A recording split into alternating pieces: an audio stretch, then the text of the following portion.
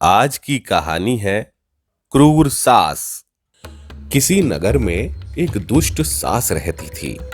वह हमेशा अपनी भोली और सुशील बहू को सताती रहती थी। दिन भर वह बहू के पीछे पड़ी रहती थी, उसे जरा भी आराम नहीं करने देती थी। एक काम खत्म होता तो दूसरा काम दे देती। एक दिन बहू से काम करने में थोड़ी सी देरी हो गई। इस पर सास ने क्रोधित होकर उसे घर से निकाल दिया। बेचारी बहू दुखी होकर अपने मायके के रास्ते पर चल दी। रास्ते में एक जंगल पड़ता था।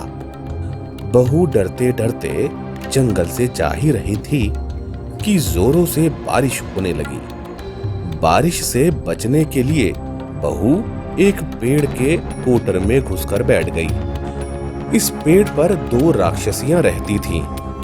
वे आपस में बात कर रही थीं।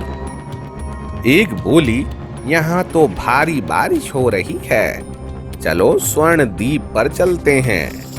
यह कहकर वे अपने जादू से पेड़ को उड़ाकर ऐसे द्वीप पर ले गईं जहां चारों तरफ सोने की रेत फैली थी। दोनों राक्षसियां घूमने निकल गईं। बहू कोटर से निकली और अपनी साड़ी के पल्लू में उसने थोड़ी सी रेत भर ली और फिर से कोटर में छिप गई। कुछ समय बाद राक्षसियां लौट आईं और पेड़ को उड़ाकर वापस जंगल में ले आईं। राक्षसियों के जाने के बाद बहू बाहर निकली और दौड़कर अपनी सास के पास पहुंची और उसे सोने की रेत दिखाई। लालची सास ने तुरंत 3-4 बोरियां उठाई और बहू से बोली, मुझे बता वो पेड़ कहाँ है, मैं दिखाती हूँ कैसे सोना लाते हैं। बहू ने उसे वो पेड़ दिखा दिया। सास कोटर में छिपकर बैठ गई। कुछ समय बाद राक्षसियां वापस आईं। उनमें से एक बोली, आज मछली द्वीप चलते हैं, बहुत दिनों से मछली नहीं खाई।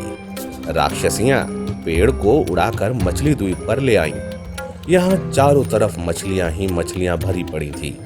उनके जाते ही जैसे ही सास ने बाहर कदम रखा, वह मछलियों पर फिसल कर गिर पड़ी।